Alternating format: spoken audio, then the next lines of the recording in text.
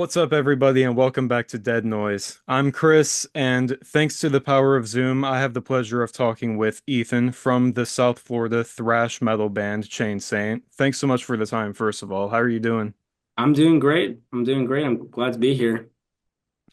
Now, when I first heard of you guys, obviously I was very intrigued, not just because of how young your band is, but the way you guys sound. It's back in my day, I feel like such an old man, but when I was in high school and middle school even, people would always say I was an old soul because I was into like Rush and Iron Maiden and a lot of the same bands that you probably are too.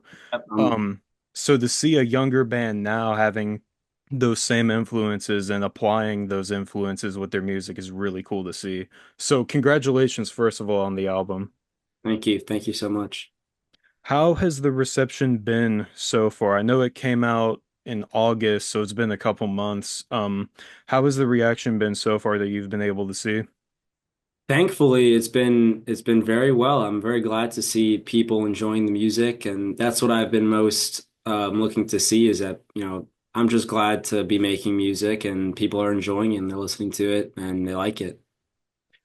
What made you guys want to start making music together at such a young age?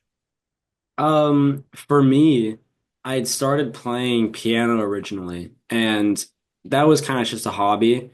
I almost started as a bet against my friends. I was like, I could learn this song, you guys are going crazy over it. So I actually ended up really liking it. And I had a friend who played guitar, and I found my brother's old Starcaster, and I really had a lot of fun. I still have it. It's my what I learned everything on. And from there, I just kept learning music and getting better. And eventually, I started playing with other people and on a stage. And I realized this is just where I belong. This is what really fulfills me. And I found these other guys, and they're my brothers, and everything's history now. And this is what I want to do. That's amazing.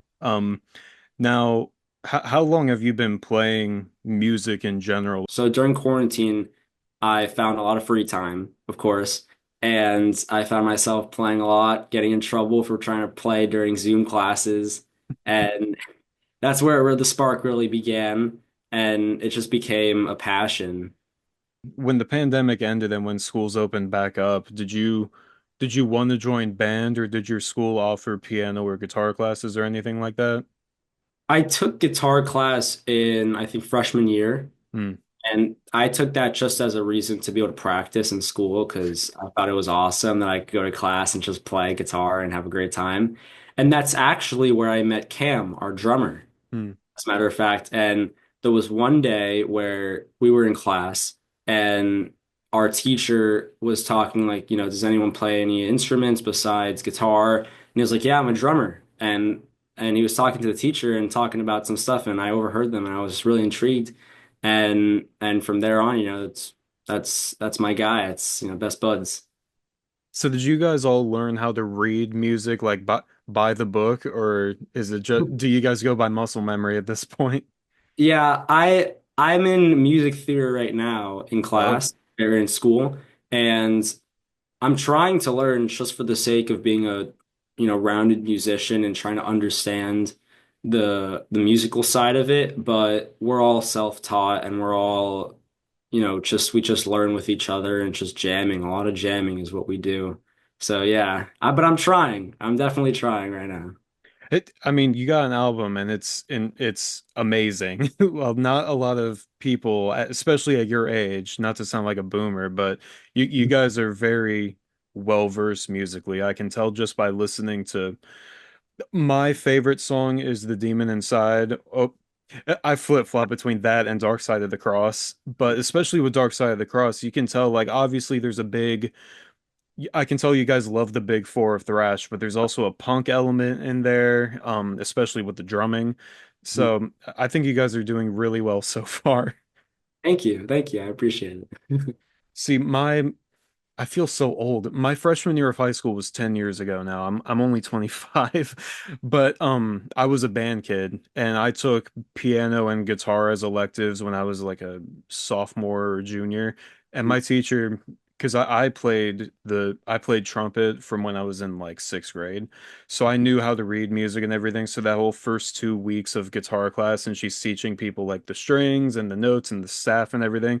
She's like, I know you already know this. Just do what you can. Um, but that's really interesting how like you're in music theory currently and you're still like learning how to do all of that like textbook stuff for lack of a better term. Um, Now how does it feel to have the seal of approval from people like William Duvall and Rob Halford? It certainly feels good. And it definitely tells me that we're doing something right. And it really just keeps motivating us, especially with Rob Halford, seeing that he's actively listening to the music and especially a song that I didn't expect of all the songs for him to really dig. It's just motivating for us to keep going and just keep pumping out what we're doing and just keeping it true to ourselves. Has it been overwhelming at all with how fast things have moved with the band at all? Maybe to a certain extent, but we've definitely been trying to keep ourselves grounded and just keep just pushing forward. And there's really nothing better that we could do besides just keep steamrolling and just keep going and take all of this as motivation and keep doing what we're doing. 'Cause of course, I guess people like it. So, Now, as far as the album goes, like I said earlier, my favorite songs are Demon Inside and Dark Side of the Cross for many reasons, both musically, lyrically. But for you, what songs on the album stick out to you the most? all right. I think I could say collectively we all have the same answer, Oh, especially with the direction we've been leaning towards with writing recently. Stronger than Stone, and it's for one reason. That breakdown at the end, boom, boom, yeah. boom. Oh my God. Well, I mean, sometimes we'll play that in practice, and it's just like so awesome. That's our favorite song, 100%. I'd say next up would be something like Animosity, just because that we just writing that song was a lot of fun, and it was really just on a whim. We had the original riff, and we're like, this is pretty cool, let's write some more stuff to it. And I if I remember correctly, like 80% of the song came in one practice. Oh, wow. Yeah, a lot of our songs were like that. There was Originally we were kind of just a cover band playing, big four covers, just having fun in my garage. It's just the four of us, being buds and just having fun. But at some point we wrote this one song that isn't on the record. We didn't even end up recording it. And it was, I think, like almost like 8 minutes long. And we're like, we can't really have this song as our first song. We liked it a lot, but we're like, this is pretty cool. We got original music. And from there, we wrote another song. We kind of felt it was a bit too much of a Megadeth ripoff, so we scrapped that one. But then right after that came Locked Away. And that one is on the record. And after that, we're like, all right, this is it's pretty flippin' awesome. We really dig this. And after that came Neanderthal. And after that, we just were like, okay, we're gonna keep writing music. And we just kept pumping it out and pumping it out. And a lot of our songs, especially Demon Inside, we wrote that song in like two practices. Damn. One of them, I think, was where we just kind of had the drum intro, which was basically just Cameron like just doing whatever in the garage, and I was like, wait a minute, let me record that real quick because that's cool. And I came up with the riff, the main riff in the intro, while I was just at home, just riffing around on my amp. And the next practice came around, and I was like, guys, I got this riff. Let's do this after the drum intro. And they digged it. And I remember especially the power went out in like my whole area where I live that time. So we didn't really have anything to do. And we're like, all right, hop in the garage. We had this little backup thing for power that we plugged everything in case the power went out. And we just knocked out, I'd say, most of the song in that whole practice. And most of the songs were like that. So when I listen to the album, you can tell that you could probably switch it out, like what songs could be the opening track, and you could switch out like the sequencing of it. What went into the decision making behind like what order to put the songs in for the album? So actually, we had a completely different thing in mind. Neanderthal was actually going to be the last song on the record, and Oh. we were going to open with, I believe, Corrupt to the Core, Mm, if I remember correctly. Just start off yeah, 4 count, just right into a super thrashy song. But after recording the vocals, we were talking to William a lot about that because that was the next, big thing to think about. And we kind of just all talked about it, and he kind of gave us his version, we had our version, and we kind of just put the two together and thought, what's the best way that we can make it everything pop? And we're also thinking on a vinyl level because someone's going to turn over their record after the fourth song and hear another side. So originally, Animosity in my eyes was going to be side B, and that was going to be the opener. mm. But after just a lot of talking and just kind of figuring out, what would be the best placement for certain songs, and especially what we thought were going to be our most best received songs where they should be placed, and that's just kind of what we came up with now.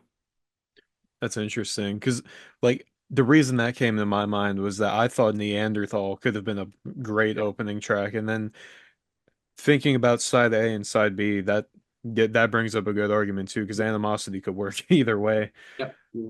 Now as far as the lyrics go, how collaborative is that process? Because hearing you talk about the making of some of those songs and how fast it came together, are the lyrics the same way?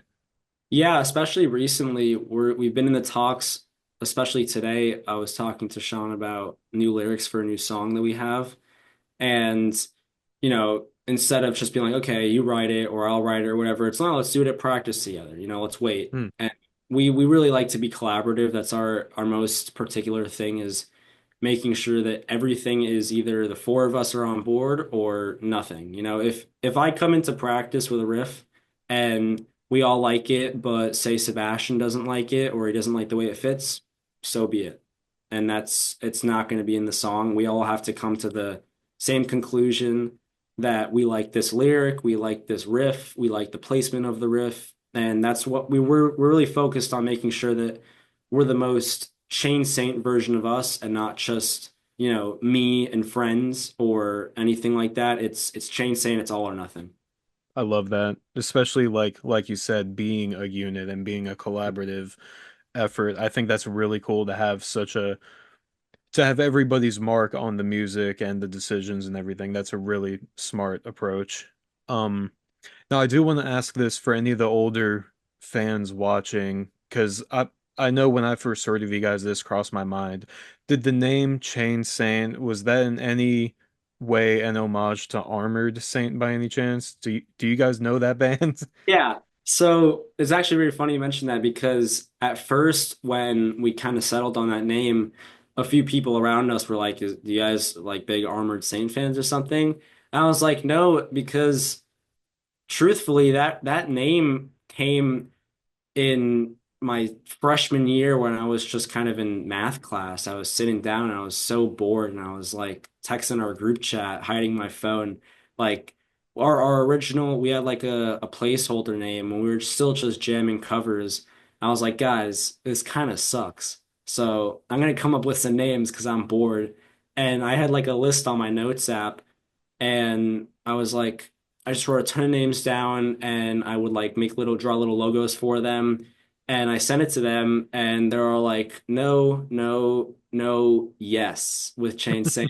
And we talked about it, and we just all really dug it. And that was another thing, very collaborative. We didn't want one of us to just like a name or not. We all we all liked that one. Some of us liked other names, some of us didn't, but that was the one that we all really loved, and we just came on that. In terms of longevity, I mean, I'm looking at your background, you see Sabbath, Bloody Sabbath, Ride the Lightning.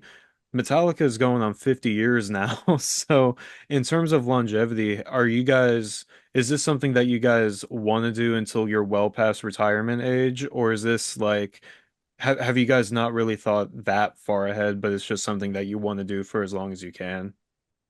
I think the way we think of it as a group, because we're very as a group when we think about stuff, especially with writing, with decisions on really about everything, is we try to make it as collaborative as possible. And I think we're all at the same understanding as, we're all brothers at this point.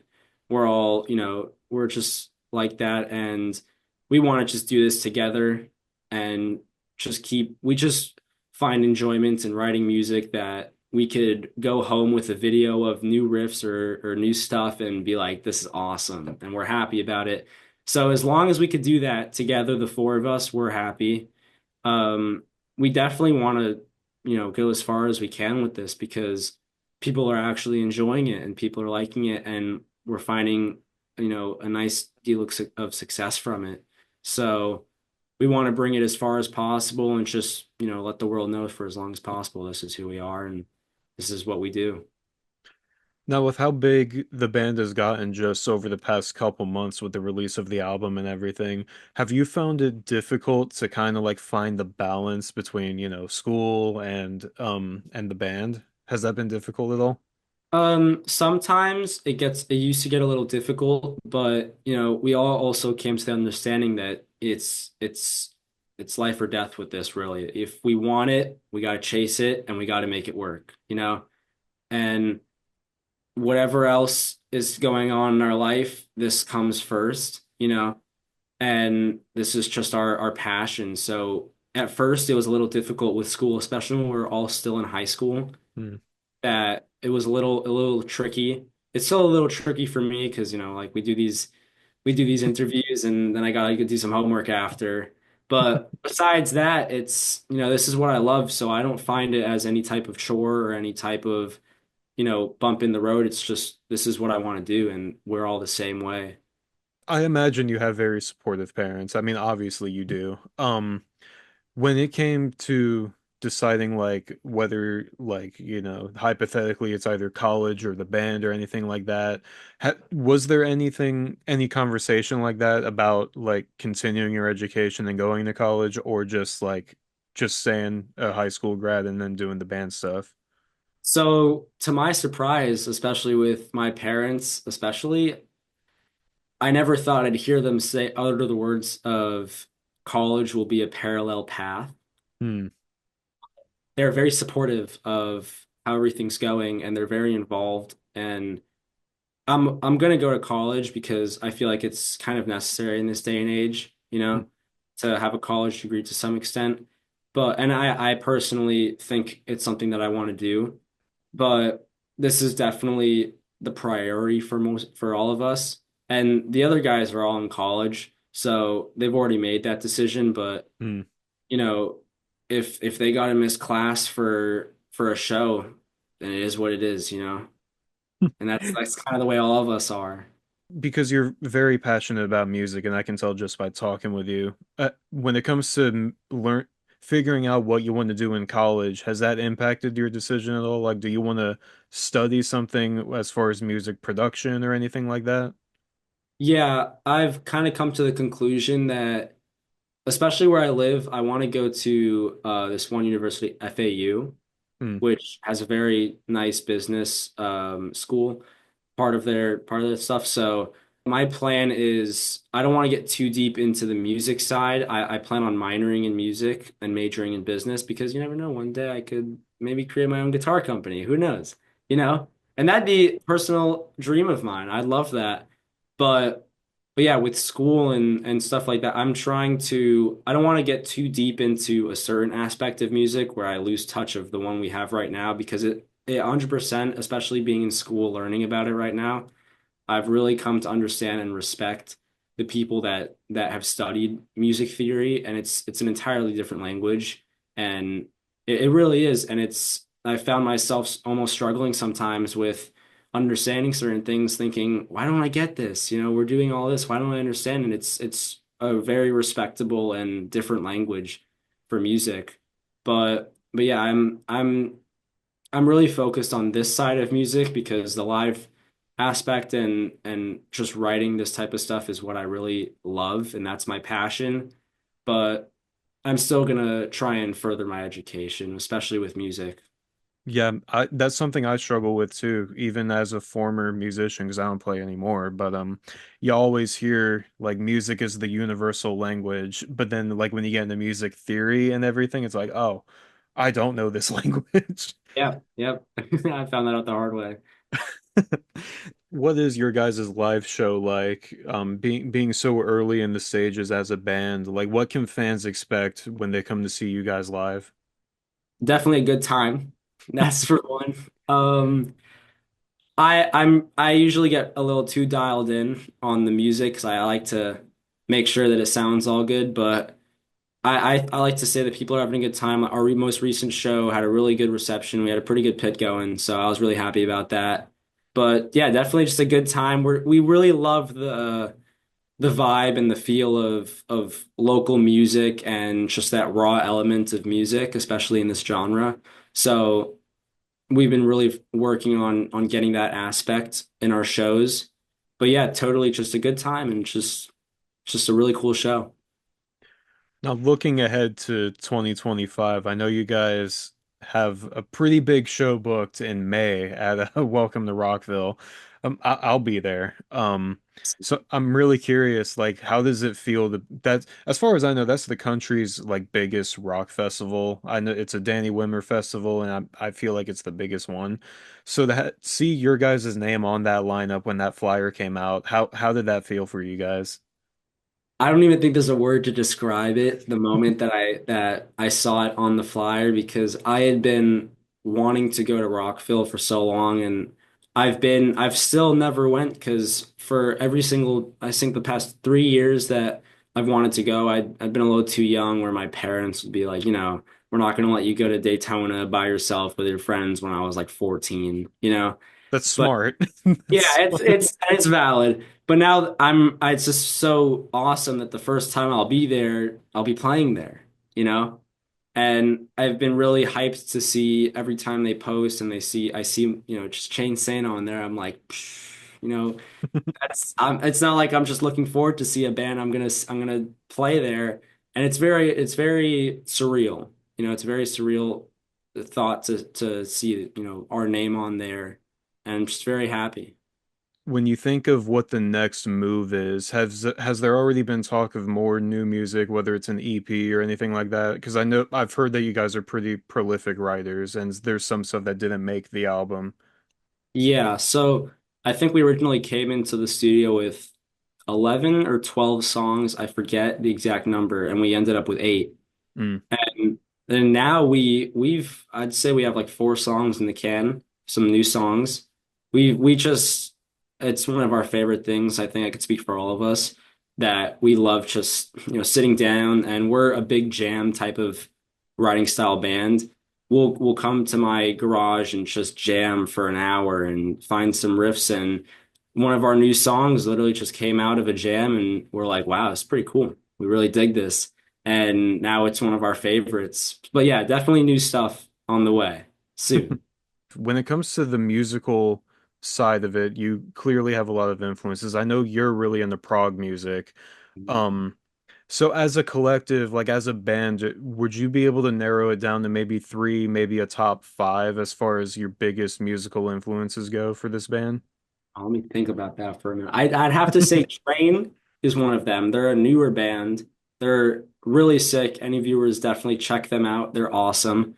Because we're really recently leaning towards a hardcore vibe. We've been really digging that recently. So Drain is especially one of them. Writing the record and that process of writing those songs, definitely the big four was a big influence. But out of all of those, and if we could, we'd add it as a fifth, Sepultura. They are forever going to be one of our main influences. Besides that, recently a band called God's Hate.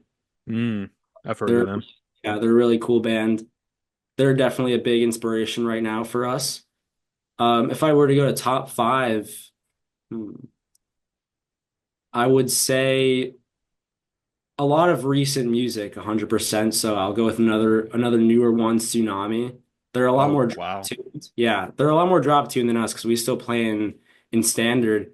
But I mean, their vibe and their everything, the riffage is just very inspirational for us. And we don't want to get too caught up in being and sounding like music from the past as much as our vibe before portrays that. But we've definitely been taking a lot of inspiration from recent bands. A good example could be a band like Mind Force, who's a good crossover mix, but they're not fairly new, but they're fairly, they've made their statement recently, and we really dig them. I know what that's like entirely. I know bands that like you look at bands like Ice Nine Kills or Knocked Loose where they've been at it for decades now and they're just recently starting to come into like Mhm. popularity. Um Now when it come I'm glad you mentioned like the difference between what we hear on the album and what you guys are listening to now and probably leaning into with the new music. Because it reminds me of Tobias from Ghost. He always said like Ghost was supposed to evolve with every album. It was never supposed to sound the same. And he's done a pretty good job of that, I think. Yeah. Um, so when it comes to looking ahead with new music, how much of a departure from the old school thrash sound do you think is gonna be from like the next thing we hear from you guys? I wouldn't say it's too far of a departure. We are also, or I'd say we were, I still am, very big fans of The Garden. I don't know if you've Mm. heard of them, but their whole forte is that, it's the same concept where they're always evolving with each record and trying to give a bit of a different sound. And we feel like that best fits our writing process as well, is that we all are on the same wavelength of when it comes to music that we listen to. And one day we'll come to practice, be like, check out this band I'm listening to, and we're like, I was just listening to them, I just found them, and we're always on the same page, and it works perfectly when we come to writing because we're very collaborative, and it just works, it meshes perfectly. So I'd say it wouldn't go too far from where we're at, too much of a stretch, but definitely a lot more of a hardcore influence, some more breakdowns, that's for sure. We're very hyped for people to hear those breakdowns. But yeah, definitely more of a hardcore influence, especially. Are you guys still going to be in E standard when that time comes, or do you think you're going to go to like drop D or something like that? Um, you know, the with us, it really just depends on practice because one day, there's been days where I'm like, all right, I've got this guitar that's in C standard or C sharp standard. Let's jam in C sharp standard. And we're like, okay, sure. And some cool riffs will come out, or sometimes I'm like, all right, I'll bring out some drop D riffs that I was working on, during the week before practice. And honestly, we're not really too dead set on a certain tuning. It's really just if we like it. Our song Animosity is an E flat because we're writing it in standard, and we're like, one day at practice, let's try an E flat, and we loved it. So it's really just a feel thing for us. Yeah, that's a really good point. When I was listening to the album, I was very surprised at the fact that it was all in standard because I think people forget just how heavy something can sound in standard because everything is so down tuned now. Like you don't even need a bass player anymore because of how low it goes. Right. But I thought that was really interesting, a really interesting approach with you guys. Probably the most interesting approach, in my opinion, was recording the album on tape. Now, was that something that you guys wanted to do, or was that something that William kind of put, like, he encouraged that and, like, kind of put that seed in your ears? Originally, he did encourage the idea because he was very on board a lot with ideas and kind of thinking about how we're going to go into it, and we were very prepared when we went into it. So coming into the studio, we were talking about how we're going to do it. Are we going to do it on a computer? Are we going to do it, with a click? Are we going to do stuff on tape? And the most attractive option was tape because we really wanted to capture the most raw sound as possible, and it doesn't get any more raw than being on tape. And we think that it was encapsulated perfectly with that. So I'd like to say we're very happy with that decision. And it was definitely a mix of William kind of sprouting that idea in our heads, and we listen to music to kind of think, okay, this is what it'll sound like if we do it a certain way. This is what it'll sound like on tape. And we thought tape was just the perfect way to go, and I'm pretty happy we went that direction. Yeah, it definitely makes you guys stand out from a sonic perspective. Like I'm looking back at all the albums that have come out this year because like now we're at the end of the year. So I'm like trying to look back and see what the highlights were and I'm like, man, Shane Sane has something going on with that album just because Thank you. it's so different and it's so raw like you said. I thought that was amazing. So looking ahead to 2025, if you could pin down like one specific goal for the band, whether it's reaching a milestone of like monthly listeners on Spotify or getting a certain show or just having another EP, another album or an EP out by the end of the year, what would you say is your biggest goal as a band for 2025? I don't think we have a right now kind of a highlight goal, but we've been kind of setting small little goals to kind of get to the point where we could reach a all-time goal for the year. Which, at first I remember writing down on my phone, like when we put our first music video out, like, okay, hopefully at some point in a month we can get 5,000 views on the music video, and to our surprise, we got 500,000, and that was something that was like, okay, that broke that goal. And then it came to shows. Um, one of our, I'd say our big goals for playing with somebody is definitely, like I mentioned earlier, Drain. Hmm. If any of you guys are hearing this, we'd love to play with you guys. They're just so awesome to us. But that's another goal, but I think that goal has definitely been met with Rockville. Oh, So I'm pretty satisfied with that.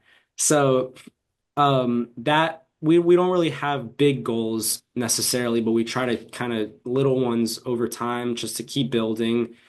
And I'd say just, yeah, just we're just trying to just keep building momentum. We're really trying to get a snowball effect with this, and it's over time just been building and building. And I'd say in the future of 2025, we're definitely going to try and get at least an EP out of some new music, hmm. just so people can kind of get, a vibe of what we're about right now and how we're going to keep progressing. But we've been really focused on getting shows on, and stuff like that. And we've just been writing in the meantime. Nice. Well, I think you guys are gonna do well. Like not just as a fan, but you have a really good team behind you guys too. So I really have faith in you guys. Um, Now to close things out, this is my favorite part of every interview. I have a speed round for you. That I got 5 questions. We can keep it rapid fire. If you want to elaborate, you can. I'm not too strict about it. But the first question, the band, artist, or song that made you first want to become a musician. Okay. First song that I ever heard that made me want to become a musician, Limelight by Rush. Oh my God. I love I that. I have to put that out there. I am probably the biggest Rush fan to ever roam this planet. A bet. My dad and I would fight you I'm, for that title. yeah, I mean, it's probably my favorite band of all time. We're gonna have to talk off camera about that some. Yep. I love that was one of the first songs I learned on bass. So, Nice. Yep. Totally. the one band or artist that you want to collaborate with the most, If you guys didn't get the point yet, Drain. your dream tour lineup. Okay. Us, once again, Drain. Say, or we'll put this, say it's 4 bands. Drain, um, above Drain, maybe a band like Mind Force. They're really cool for the same vibe. They're like kind of a thrash hardcore crossover. I Hmm. think that's really cool. And headlining, man, I gotta think about that one. I think we're really tight about keeping the same. I mean, not necessarily tight about it, but keeping the same vibe because we don't want to just like have one metalcore band and then one, Midwest emo band and then us. But I guess a all-time goal would be like, Metallica. Psh, imagine playing with them. That'd be crazy. But yeah, I guess I'd put them as headliner because that'd be wicked. That's like, okay, we made it. Oh yeah, absolutely. That'd be incredible. Your favorite thing to do outside of music. Um, Recently boxing. And the last question, this one's always my favorite one. The song you wrote that means the most to you. I have to think because it'd probably be on a lyrical level. Hmm. I think I think a song like Neanderthal, because that song kind of encapsulated a certain point in my life where I was feeling a certain way, and it was a good way to put it out. And yeah, yeah, that'd be a good one to put out there. Well, just like that for this go around, I'm sure we'll be talking again in the future. But for now, that was everything I had for you. Was there any closing message to any Chain Saint fans watching or anything you want to plug, anything of that nature? You know, I'd say just check out our Instagram because that's where you'll find most updates on just about anything. That's where we're most active. So, with shows, with maybe new music coming out, you never know. Stuff like that. Just check out the Instagram and yeah, yeah. Just check out the Instagram at Shane Saint Official. Nice. And I'll make sure to have all your stuff in the description, of course. So there's no reason anybody watching this shouldn't be following you guys. But yeah, thank you so much for the time. I had a really fun time talking with you, and I'm looking forward to seeing you at Rockville Yep, yep. I'll be looking out for you in the crowd. for sure. I'll see you then. And to everybody who watched this, thank you so much. And until the next interview, stay tuned, stay scared, and I'll catch you later.